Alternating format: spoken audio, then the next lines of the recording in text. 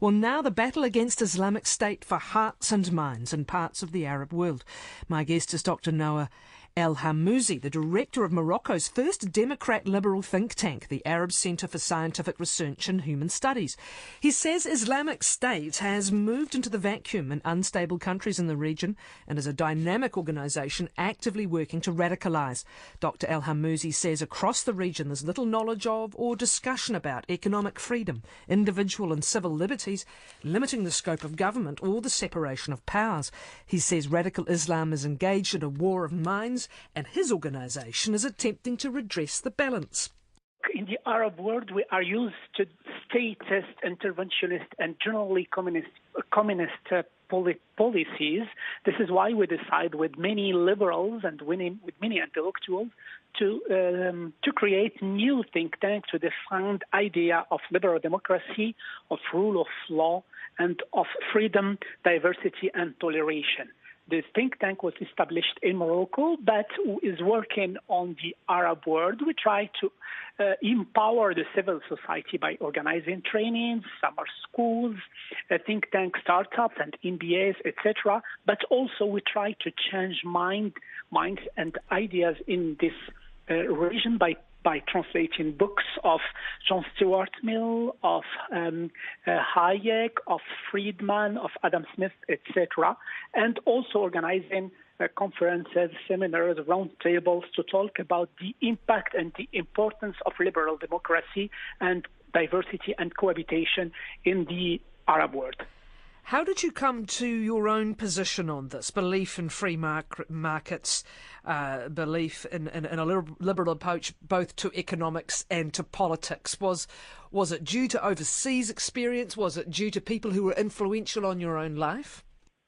This is a very good question. Unfortunately, in our countries in the Middle East and North Africa, we are not used to this kind of ideas. I had the chance to travel outside and to continue my studies in France, which is for interventionist society. But I had the opportunity to meet classical liberal people in the south of France, in my last university, Aix-en-Provence, and they start asking questions and they start challenging my credos and my ideas.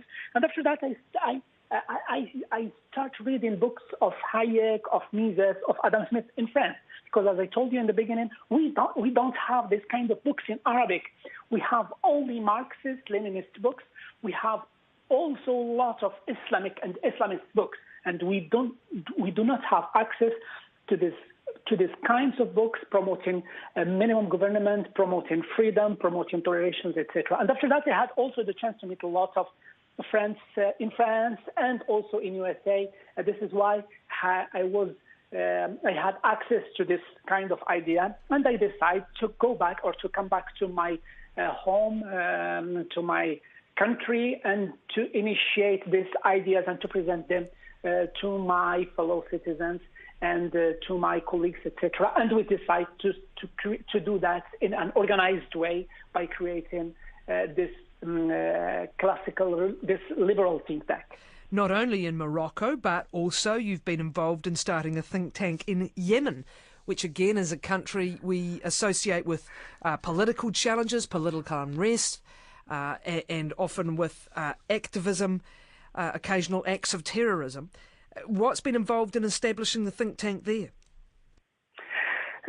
Listen, we have two choices. The first choice is to say that the situation is bad, so let's run and don't do anything. This is the first option. We did not decide to follow this option. The second option is to try, even in hardest place in the world. We have been in Syria, we have been in Yemen, we have been in Pakistan, and we have been in Libya, we have been in Egypt, we have been in Lebanon. And what we try is to bring people, to train them in Morocco, to train them in Jordan, and to bring all these people to explain that if we are organized, if we are dedicated to this idea, we can create the best future. This is why we trained a lot of people from Yemen. They attend to our activities. They came to our office. They had access to books, etc. And we trained them how to start a think tank, how to create organization, how to handle, to manage an organization, and how to promote this kind of ideas. And after that, we organized many activities with them in Yemen, not far from the unstable north, but that was, in my opinion, a big success and big challenge. And our friends, they are struggling right now to continue their work in this hard and very hot place in the Arab world. Things came to stark relief during the Arab Spring uprisings in 2011, and Yemen was one of those. In fact, it was where it began. I seem to recall where the Arab Spring began. You went to Tahrir Square, which became the focus of the Arab Spring in many ways. You went to Tahrir Square during the demonstrations there. How did that come about, and what was the message that you gave those gathered there? Once again, our duty is to present alternatives. It's a little bit hard, but we are keeping trying, because what we have as alternatives and we still have them in this region of the world, is either you have statism, very powerful military system, or very powerful presidents or kings with the absolute power, or either you have chaos, or either you have Islamists. Unfortunately, we had only these three options. After the Arab Spring, we decided to be there, to be infilled, and this is why in the beginning of the Arab Spring, we decided to go to Egypt and to organize a conference there to remind that it's extremely important to invest in institutions, to invest in the rule of law, and in minimum government. And I had the opportunity to be in Tahrir Square and to talk to in the big Tahrir Square demonstrations, etc., to remind that Islamists can be extremely dangerous, and they can harm, they will destroy, and they can destroy the country. But also, presidential system can also use fear to control the population. This is why it was extremely important for us to remind the importance of rule of law, of minimum government. It's also important to keep in mind implementing this kind of ideas takes time, takes decades sometimes, but our duty, even if our voice is still weak till now, but our duty is to train people who can repeat and remind people the importance of these ideals and principles. In Tahrir Square, when you spoke there in Egypt back in the Arab Spring, you gave them a very direct speech about those paths. What, of course, happened subsequently was we saw dictators fall in places like Libya with Gaddafi. Mubarak moved on in Egypt, and the military, which has always been influential there, becoming influential again. But what we've also seen emerge as some of those big, long-standing dictators have moved on has been the rise of other influences. And is this now the dominant challenge for the region as far as you're concerned? For all the message that you are endeavouring to spread, there's another message being spread by the likes of Islamic State in North Africa and the Middle East. Indeed. They are extremely powerful. They benefit from the frustration accumulated during centuries and during years. These are our biggest enemies with the dictators. We are facing dictators in this region, presidents and kings in this region, but also Islamists. And as I said, they are extremely powerful, and they are using fears, and they are taking advantage from the corrupted situation in this region to have many followers. So what we are trying to do is, and it's extremely complicated, is to explain that the Islamists, these are not an option. Even if they say that they want to implement an Islamic State, even if they said that they have principles, etc., but we must not believe them, because they will control and they want to control these countries for their own interest, and they hide their project behind nice and kind words. How do you confront this particular very contemporary battle, however, because the standout of Islamic State as a modern movement has been its extraordinary use and very effective use of new technologies of social media in particular. It is recruiting in countries like the UK, even in Australia, even endeavouring also in New Zealand. Come and join the battle, come and be part of forming the caliphate. It has enormous following. What is the scale of its following online on different platforms? So we are talking about 140,000 followers in Twitter, and we are talking about millions of followers in Facebook, Dailymotion, and YouTube. Indeed, I agree with you. They are extremely well organized.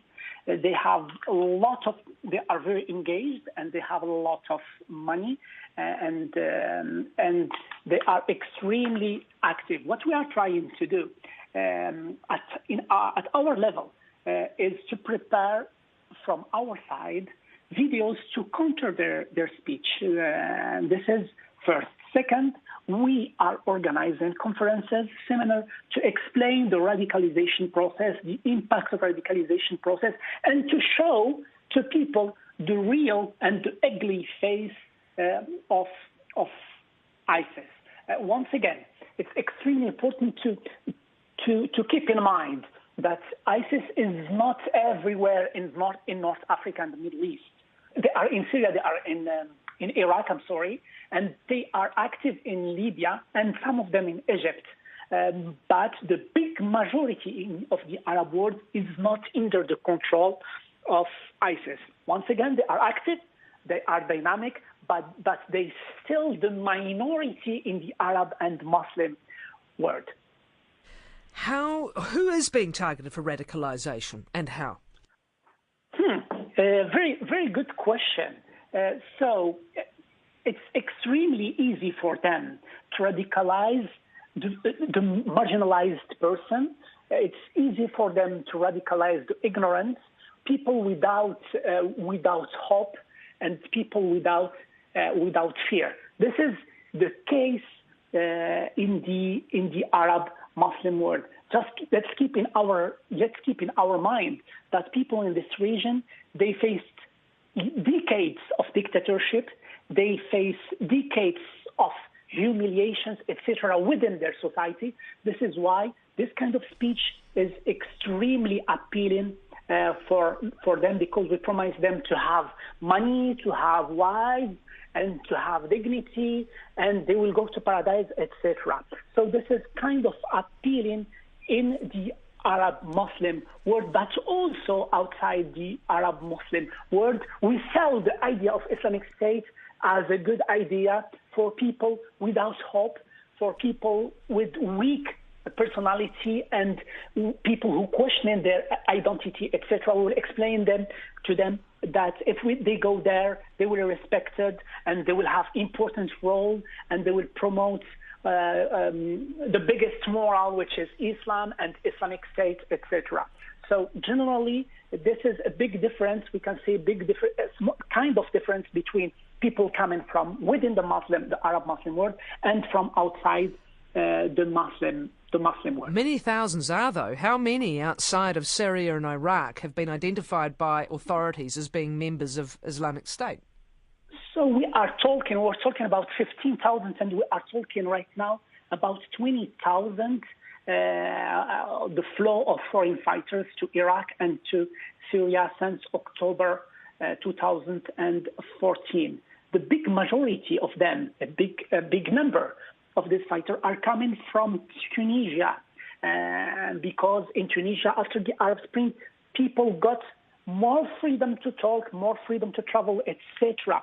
This is why it's too complicated. It's a bit complicated talking about the Arab Spring and people, they become free and they become developed. Sometimes in these kind of countries, if they become free, etc., without rule of law and without inclusive growth, we can have a side effect or negative effect. So we are talking about 20,000 fighters joining ISIS from Morocco, mainly from Tunisia, from Saudi Arabia also, but also from New Zealand and from Australia. We are talking about 250 from Australia, and we are talking about 6 foreign fighters coming from New Zealand. This figure, they come from the studies done by International Center for the Study of Radicalization and Political Violence in UK.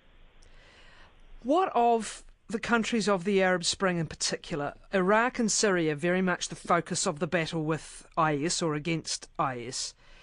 What of the Arab Spring countries that lost their way, it seems, from 2011? What is their future? The future is not clear, and we cannot be optimistic concerning the situation in this region. The most optimistic case was the case of Tunisia, because we said, okay, we had this Arab Spring, and Tunisia, the former president Ben Ali, he left, etc. And we had democracy. Islamists won the election, but after that we organized new election 1 year ago, and now we have secularist political party.